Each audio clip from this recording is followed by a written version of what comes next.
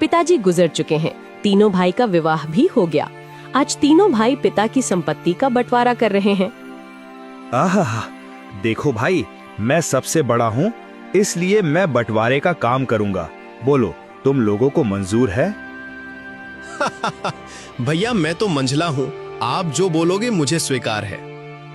भैया आप दोनों तो मेरे बड़े भैया हो, मैं तो सबसे छोटा हूँ। आप लोग जो फैसला करोगे मैं उसे स्वीकार कर लूंगा। पिता के जाने के बाद आप दोनों को मैं पिता स्वरूप मानता हूँ। तो फिर ठीक है, सबसे पहले हम खेतों का बंटवारा करते हैं। देखो भाई, हमारे पास 2 खेत हैं और एक मेड़ है। हम लोग 3 भाई हैं, इसलिए 2 खेत में से एक मैं और एक मंझला लल्लन का होगा और बचा मेड़ छोटा भाई यानी कि भोले का होगा। अरे वाह, बहुत अच्छा निर्णय है भैया, मुझे मंजूर है। कहो भोला, तुम तो चुप हो गए, क्या तुम्हें मंजूर नहीं? नहीं नहीं भैया, आप जो कहेंगे वह मुझे मंजूर है। अच्छा तो ठीक है, अब बारी आती है हमारे पिताजी द्वारा लगाए गए आम के पेड़ का। चलो अब आम पेड़ के पास चलते हैं। अब तीनों भाई आम पेड़ के पास आते हैं। आम के पेड़ में 2 डाली है, दोनों डालियों में आम के फल लदे हुए हैं। देखो भाई, ये है आम का पेड़। अब इसका बंटवारा भी कर लेते हैं। देखो, इसमें 2 डाली है और एक जड़ है। इन 2 डाली में से एक डाली मेरा होगा और एक लल्लन का होगा और जड़ भोला का होगा। बहुत अच्छा भैया, ये फैसला भी मुझे मंजूर है। आप लोग तो बड़े हो, मैं तो सबसे छोटा हूँ। मैं भला आप लोगों के बात को कैसे टाल सकता हूँ? मुझे भी मंजूर है भैया। अब तीनों भाई घर के पास आते हैं। अब घर का बंटवारा भी होना है। तो फिर ठीक है, अब बारी आती है इस घर की। इस घर में 4 कमरे हैं और एक छत है। 2 कमरा मेरा होगा और 2 कमरा लल्लन का, और जो खप्पर का छत बच जाएगा वो भोला का होगा। भीमा के इस फैसले से भोला बहुत दुखी हो जाता है। फिर भी बड़े भाई का फैसला मानकर वो कुछ नहीं कहता है। इस तरह घर का बंटवारा भी पूरा हो जाता है। अरे भैया, खेत, पेड़ और घर के बाद और एक जरूरी चीज तो आप भूल ही गए। अरे लल्लन, वो क्या जरूरी चीज है जो मैं भूल गया हूँ? क्या तुम मुझे याद दिला सकते हो? भैया, पिताजी ने हम तीनों भाइयों के लिए कुछ रुपए पैसे भी तो छोड़ गए हैं, आप उसे कैसे भूल सकते हो? अरे हाँ, याद आया। जरा रुको, मैं अभी लेकर आता हूँ। बड़ा भाई भीमा घर के अंदर से एक मटका लेकर आता है जिसमें कई सिक्के भरे थे और उनमें से कुछ पुराने जमाने के सिक्के भी थे। देखो भाइयों, इसमें से 2 प्रकार के सिक्के हैं। एक जो अभी वर्तमान में चल रही हैं, वहीं दूसरा जो हमारे दादा के दादा के दादा जमाने के हैं, यानी कि बहुत पुराने जमाने के सिक्के हैं, जो कि कुछ अजीब धातुओं के साथ बनाया गया है। तो भैया, अब इन सिक्कों का कैसे बंटवारा करोगे आप? तो सुनो, अभी के जमाने में जितने भी सिक्के चल रहे हैं, उन सिक्कों को मैं और मंझला भाई लल्लन का होगा, और जो सिक्के बहुत पुराने हैं, जो कि पुराने धातुओं से बनाए गए हैं, वो भोला का होगा। इस तरह दोनों भाई रुपए पैसे को भी ले जाते हैं। देखो भोला, पुराने जमाने के सिक्के में सिर्फ 4 ही सिक्के बचे हुए हैं। तुम चाहे तो इन 4 सिक्कों को ले जा सकते हो। और बहुत ही पुराने जमाने के 4 सिक्के भोला को देते हैं। भैया, आप दोनों तो सारे रुपये पैसे ले लिए। अगर मेरे तकदीर में ये सिर्फ 4 रुपया ही लिखा है तो मैं उसे स्वीकार करता हूँ। भोला अपने हिस्से के 4 सिक्कों को लेकर घर के अंदर जा ही रहा था कि तभी बड़ा भाई रोककर कहता है, अरे भोला, तू पगला गया है क्या? तूने सुना नहीं? बंटवारा हो गया है। अब इस घर में हम रहेंगे। तुम्हारा हिस्सा तो छत में है, तुमको तो बंटवारा छत में दिया गया है। अब तुम उस खप्पर छत में जाकर रह सकते हो। इस घर के अंदर अब तुम नहीं रह सकते। अब ये घर हम दोनों का हुआ। भैया, आप ही कैसी बातें कर रहे हो? मैं कहाँ जाऊंगा? मेरा तो अभी अभी शादी हुआ है, मैं कहाँ रहूंगा भैया? अरे भोला भाई, ये तो तुम्हें पहले सोचना था ना, जब बंटवारा चल रहा था। अब पछताए क्या करें जब चिड़िया चुग गई खेत। दोनों भाई ने भोला और उसकी पत्नी को घर से धक्के मारकर बाहर कर दिया। वहीं दोनों पति पत्नी गांव के तालाब किनारे अपनी एक छोटी सी कुटिया बनाकर रहने लगे। हे भगवान, यह हमारे साथ क्या हो रहा है? अब ना घर का रहे ना घाट का, कैसे चलेगा जीवन? 2 वक्त की रोटी तो छोड़ो, एक रोटी भी नसीब में नहीं है। अब रोते जाओ, जी भर के रोते रहो। अकल तो तुम्हारी घास चढ़ने गई थी, मेरी मती मारी गई थी जो मैंने तुम्हारे साथ विवाह किया। मेरी तो किस्मत ही खराब है। बड़े भाई बोलकर तुमने कुछ ज्यादा ही इज्जत दे दी। देख लिया नतीजा, अब भुगतो। पद्मा, वह दोनों मेरे बड़े भाई थे। अब बताओ भला, मैं उनसे कैसे सवाल जवाब करता? अच्छा, तुम्हारे बड़े भाइयों ने तो अपने छोटे भाई के लिए कुछ नहीं सोचा? सब कुछ तो रख लिया। तुम्हारे हिस्से में क्या दिया है? खेत के नाम पर मेड़ दिया है और पेड़ के नाम पर जड़ दिया है, घर के नाम पर छत दिया है और पैसे के नाम पर ये आदम जमाने के 4 सिक्के दिए हैं। पद्मा, अब बस भी करो, और कितनी ताने मारोगी? अब छोड़ो उन बातों को। चलो छोड़ दिया, अब बताओ आगे का क्या? क्या करोगे, क्या खाओगे, कुछ बताओगे मुझे? अब मैं क्या करूं पद्मा? अब तो मेरे पास कुछ भी नहीं है। एक काम करता हूँ, मैं मुखिया के पास इन पुराने सिक्कों को लेकर जाता हूँ। शायद इन सिक्कों के बदले मुझे कुछ नया सिक्का मिल जाए।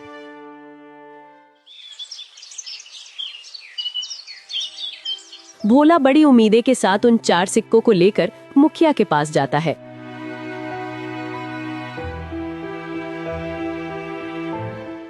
अरे भोला, तुम यहाँ? बताओ कैसे आना हुआ? मुखिया जी, मेरे पास यह सिर्फ 4 सिक्के ही हैं। क्या आप इन सिक्के के बदले मुझे कुछ नए सिक्के दे सकते हैं? अरे भोला, ये सिक्के बेकार हैं। अब ये चलन में नहीं रहा। भला तुम्हें इन सिक्कों के बदले कौन पैसे देगा? सच में तुम बहुत भोला हो। अब मैं क्या करूं? हे भगवान, मैं तो बर्बाद हो गया। मेरा सब कुछ लुट गया। अब देखो भोला, मैंने भी तुम तीनों भाइयों के बंटवारे की बात सुनी है। सुनकर बहुत बुरा लगा। दोनों भाइयों ने तो सब कुछ ले लिया और बदले में तुम्हें कुछ नहीं दिया। ऊपर से उन निर्दयी भाइयों ने तुम्हें घर से भगा भी दिया। हे भगवान, ऐसा भाई तो दुश्मनों को भी ना मिले। अभी क्या करूं मुखिया जी? लगता है मेरी तकदीर में कुछ नहीं है। मेरा मर जाना ही ठीक है। तुम्हारी दुख मुझे देखा नहीं जाता भोला, पता नहीं क्यों। वैसे तो मैं किसी के ऊपर दया नहीं करता, फिर भी तुम्हारा दुख देखकर मेरे जैसे कठोर दिल भी आज पिघल गया। एक काम करो भोला, कल से तुम और तुम्हारी पत्नी मेरे खेतों पर काम करो। मैं जितना मजदूरी दूसरे मजदूरों को देता हूँ, उससे ज्यादा मजदूरी मैं तुम दोनों को दूंगा। वैसे भी तुम्हारे पास अभी कोई काम नहीं है। हाँ मुखिया जी, मैं आपके यहाँ काम करूंगा। मेरी पत्नी भी काम करेगी। ठीक है भोला, तो फिर कल सुबह से खेत पर काम के लिए आ जाना। और ये तुम अपने सिक्के अपने पास ही रखो, शायद यही तुम्हारी 4 रुपए की तकदीर वाली निशानी है। भोला उदास होकर वापस अपने कुटिया पर आता है। भोला की पत्नी रास्ता देख रही थी। भोला अपनी पत्नी के पास आकर सारी बातें बताने लगता है। अब यही दिन देखना बाकी था। अब हमें दूसरे के खेतों में काम करना पड़ेगा। हाय रे मेरी किस्मत। अब देखो पद्मा, तुम ज्यादा ज्ञान मत दो। हमें काम मिला है, कल से काम पर जाना है। इस तरह दिन गुजरता गया। भोला और पद्मा अब मुखिया के खेतों पर काम करने लगे। रोजी रोटी का एक जरिया उन्हें मिल गया। खेतों पर फसल लहलहाने लगी। अरे भैया, इस साल तो हमारा फसल बहुत अच्छा हुआ है। हाँ भाई, इस साल तो बहुत ज्यादा फसल हुआ है। इस साल बहुत आमदनी होगा। अब चलो भैया, अब घर चलते हैं, कल सुबह फिर आएंगे।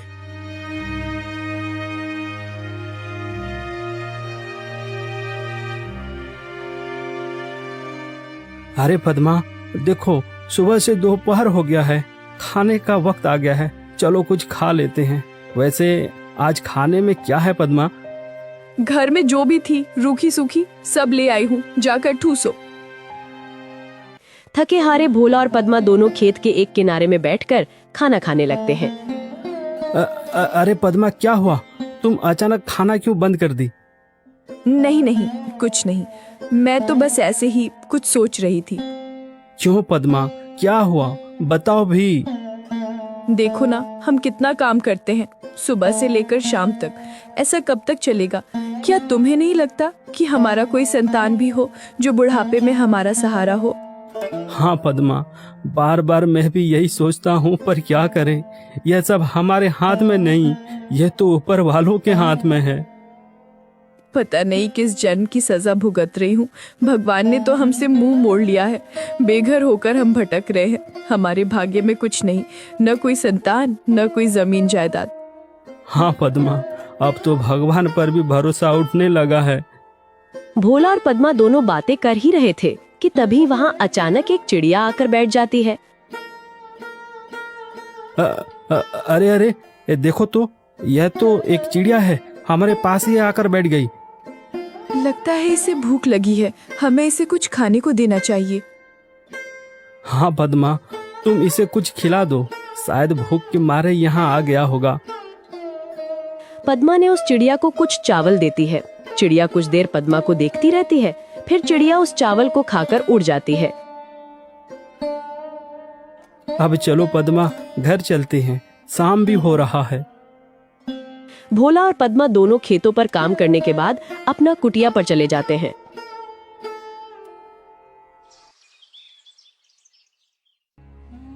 सुनिए भोला जी, ये फावड़ा उठाओ और मेरे साथ चलो। पर कहाँ? तुम फावड़ा लेकर कहाँ जाने की बातें कर रही हो? ज्यादा सवाल जवाब नहीं, मेरे साथ चलो, आज कुछ जरूरी काम करनी है। क्या? कोई जरूरी काम? वो भी इस वक्त, रात को? हाँ जी, आज हम वो काम करने जा रहे हैं जिसे आपको पहले ही कर लेना चाहिए था। पद्मा के कहने पर भोला फावड़ा उठाता है। दोनों पति पत्नी अपने उस खेत के मेड़ पर आते हैं जो उन्हें बंटवारे पर मिला था। पद्मा, यह तो हमारा मेड़ है, और वहाँ पर जो फसल लगी है, जहाँ पानी भरा हुआ है, वह तो मेरे दोनों बड़े भाइयों का खेत है, और हम जहाँ खड़े हैं यही हमारा मेड़ है। इसलिए तो मैं तुमको यहाँ लेकर आई हूँ बुद्धू। और सुनो, आप इस मेड़ को अभी के अभी तोड़ दो। ये क्या कह रही हो तुम? इससे तो मेरे दोनों भाइयों के पूरे फसल बर्बाद हो जाएगा। बिना मेड़ के भला खेती कैसे हो सकता है पद्मा? ये समस्या तुम्हारे भाइयों का है, तुम्हारा नहीं। हमारा मेड़ हमारी मर्जी, तोड़े या रखे। अरे वाह पद्मा वाह, मुझे पता नहीं था, तुम तो बड़ी होशियार हो, अब मुझे समझ में आ गया। इस तरह पद्मा और भोला ने खेत के सारे मेड़ को तोड़ दिया, जिससे खेतों से पानी बह गया और फसल बर्बाद हो गया। अगली सुबह जब दोनों भाई खेत पर पहुंचते हैं, हे भगवान, ये क्या हो गया? हमारे सभी फसल तो बर्बाद हो गया। कितनी अच्छी फसल लगी थी, सोचा था इस साल सोने के गहने लूंगा, पर सपना सपना ही रह गया। अरे भाई, हम दोनों तो बर्बाद हो गए रे। कितनी अच्छी फसल लगी थी, अब बिना पानी से सब सूख गया। भला अब फसल कैसे होगी? अरे भैया, वो देखो, खेत का मेड़ को किसी ने तोड़ दिया है। जब मेड़ ही नहीं है तो खेत में पानी कहाँ रहेगा, और हम सिंचाई कैसे करेंगे? जरूर ये काम भोला का होगा, जरूर उसने होशियारी की होगी। भीमा और लल्लन दोनों रोते हुए घर को आते हैं। घर आकर अपनी पत्नियों को सारी कहानी बताने लगते हैं। अरे ये क्या हो गया? देखो जी, मेरी बात सुनो। अगर फसल बर्बाद हो गया है तो कोई बात नहीं, हमारा आम का पेड़ तो है। हाँ, तुमने बिल्कुल सही कहा, पर अभी आम पकने को कम से कम 12 से 15 दिन और लगेगा। हाँ भैया, जब आम पक जाएंगे तो हम उसे बाजार ले जाकर अच्छे पैसे कमा सकते हैं। हाँ लल्लन, तुम बिल्कुल ठीक कह रहे हो। अब यही एक रास्ता बचा है, वरना हम सब भूखे मर जाएंगे।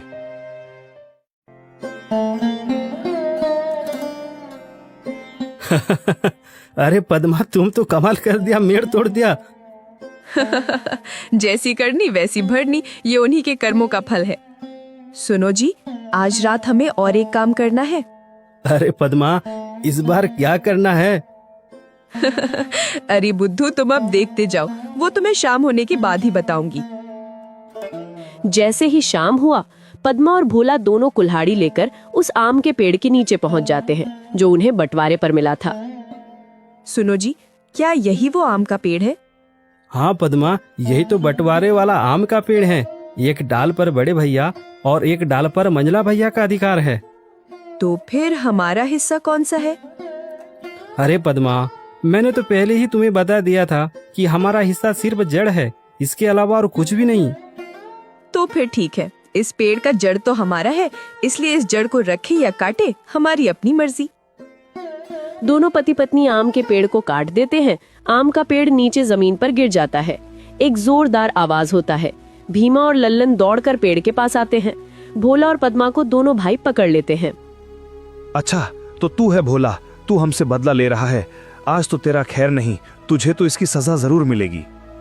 अरे रुको भैया, हम इन दोनों को राजा के पास ले चलते हैं और इनको कौड़े की मार वाला सजा दिलवाते हैं। हाँ, बिल्कुल ठीक कहा लल्लन तुमने। भोला और पद्मा को दोनों भाई रात भर कमरे में बांध कर रखे।